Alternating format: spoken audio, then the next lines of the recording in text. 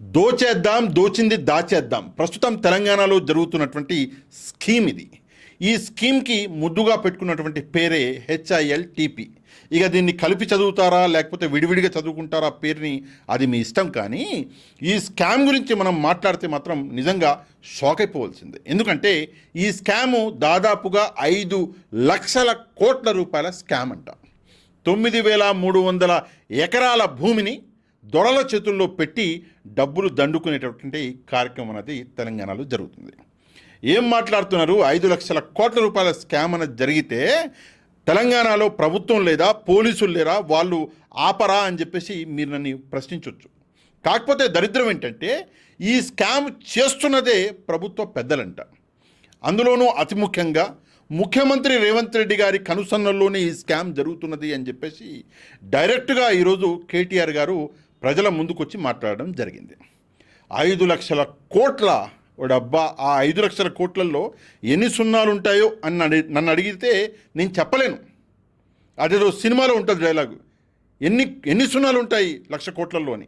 మరి 5 లక్షల కోట్లలో ఎన్ని ఉంటాయో నాకు తెలియదు. ప్రభుత్వ ధనాన్ని, ప్రజల ధనాన్ని దోచుకొని ఈరోజు జేబులు నింపుకునేటటువంటి కార్యక్రమము తెలంగాణలో జరుగుతుంది. ఇది మొదటిసారి జరుగుతుందా అంటే లేదండి. ఆల్రెడీ కాంగ్రెస్ పార్టీ మంత్రులు రోజు ఇదే పనిగా ప్రభుత్వ ధనాన్ని కొల్లగొడుతూనే ఉన్నారు. మీరు నమ్మకపోతే ఒక సంఘటన ఆల్రెడీ జరిగింది తెలంగాణలో. వాళ్ళల్లో వాళ్ళే తన్నుకుని నిజాలు బయట పెట్టుకున్నటువంటి సంఘటన మనం ఆల్రెడీ చూసినాం.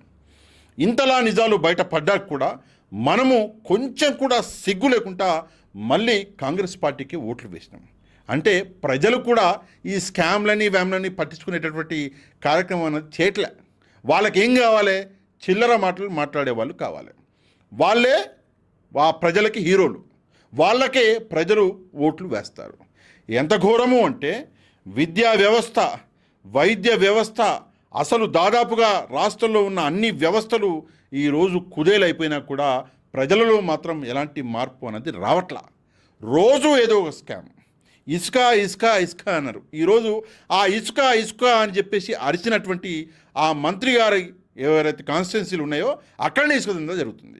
అంటే ఆ మంత్రి గారు ప్రతిపక్షంలో ఉన్నప్పుడు ఇసుక అని అరిచారు. ఈరోజు మంత్రి అయినాక అదే మంత్రి గారికి సంబంధించినటువంటి కొంతమంది దగ్గర వాళ్ళు ఇసుక దందా చేస్తున్నారు, చేసి కోట్లల్లో సంపాదిస్తున్నారు. ఇది కాంగ్రెస్ పార్టీ కల్చర్.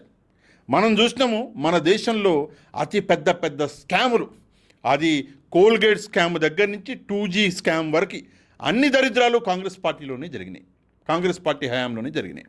లక్షల కోట్ల రూపాయల స్కామ్లు జరిగినాయి. కాకపోతే 5 లక్షల కోట్ల రూపాయల స్కామ్ అనేది బహుశా మనం చూడలేదేమో ఇంతవరకు.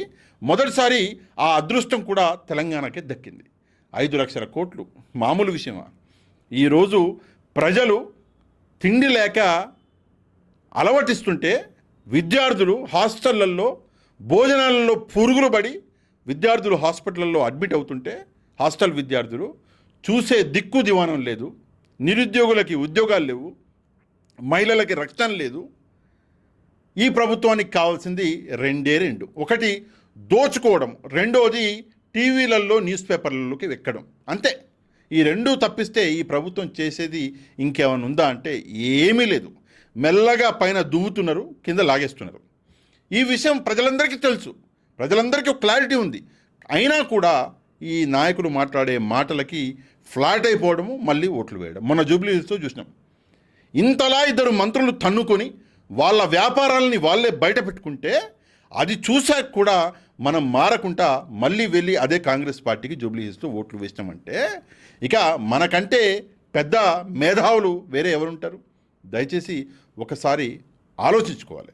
మంచి చేసేవాడు నేను మంచి చేస్తాను, నేను మంచి చేసి చూపించాను అని చెప్పినా కూడా ఆ మంచి చేసిన వాడిని నమ్మకుండా ఈరోజు ఏం చేసినాం అంటే మన కాళ్ళ మీద మనమే గొడ్డలతో కొట్టుకున్నాం. అయినా కూడా ప్రజల్లో మార్పు అన్నది రాలా. దయచేసి ఇప్పుడు రాబోయేటటువంటి లోకల్ బాడీ ఎలక్షన్లలోనూ కనీసం రాష్ట్రం గురించి ఆలోచించండి. ఈ నాయకులు వస్తారు, పెద్ద పెద్ద అబద్ధాలు ఆడతారు, బాండ్ పేపర్లలో రాసి మరీ ఇస్తారు. తర్వాత ఏం జరుగుతుంది? మళ్ళీ కొత్త స్కామ్ ఒకటి వెలుగులోకి వస్తుంది. ఫలానా వాడు 1,00,000 కోట్ల స్కామ్ చేశాడా? నేను 1,50,000 చేస్తా. ఫలానా 2 లక్షలు చేశాడా, నేను 3 లక్షలు చేస్తా. ఇదే కాంగ్రెస్ పార్టీ కల్చర్ ముందు నుంచి మనం చూస్తూనే ఉన్నాం. కాంగ్రెస్ పార్టీ దీన్ని ఆపడంలో విఫలమైంది. రేపు పొద్దున లోకల్ బాడీ ఎలక్షన్లో మీరు ఓటు గనక చూసి వేయకపోతే, లేదంటే బై మిస్టేక్గా ఈ కాంగ్రెస్ పార్టీకి ఓటు వేశారు అంటే రేపు పొద్దున్న ఊర్లలో పరిస్థితులు ఎలా ఉంటాయి అన్నది ఆలోచించుకోవడానికి కూడా భయమిస్తుంది. దయచేసి ఈ స్కామ్ని మనందరం కలిసి ఆపాలి. 5 లక్షల కోట్ల రూపాయలంటే అది తెలంగాణ ప్రజల సొత్తు, ఎవడబ్బ సొత్తు కాదు. మన సొత్తుని మనమే కాపాడుకోవాలి అన్నది మినిమం మనం చేయవలసినటువంటి కార్యక్రమం. అందుకే దయచేసి ఈ స్కామ్కి వ్యతిరేకంగా మీరు అందరూ కూడా, నాతో సహా అందరం కూడా గలమెత్తవలసిన సమయం వచ్చింది. దయచేసి ఈ స్కామ్ గురించి మాట్లాడండి. దయచేసి ఈ స్కామ్ని అపోజ్ అన్నది చేయండి. ఈ స్కామ్ గురించి మీరేమనుకుంటున్నారు దయచేసి కమెంట్ చేయడం మాత్రమే కాదు, వీడియో కింద ఉన్నటువంటి లైక్ బటన్ని ప్రెస్ చేయడం మాత్రమే కాదు, ఈ ఛానల్ని ఎవరైతే సబ్స్క్రైబ్ చేసుకోలేదో ఛానల్ని కూడా సబ్స్క్రైబ్ చేసుకోండి. నెక్స్ట్ వీడియోలో మళ్ళీ కలుద్దాం. అంతవరకు థ్యాంక్ యూ వెరీ మచ్. జై హింద్.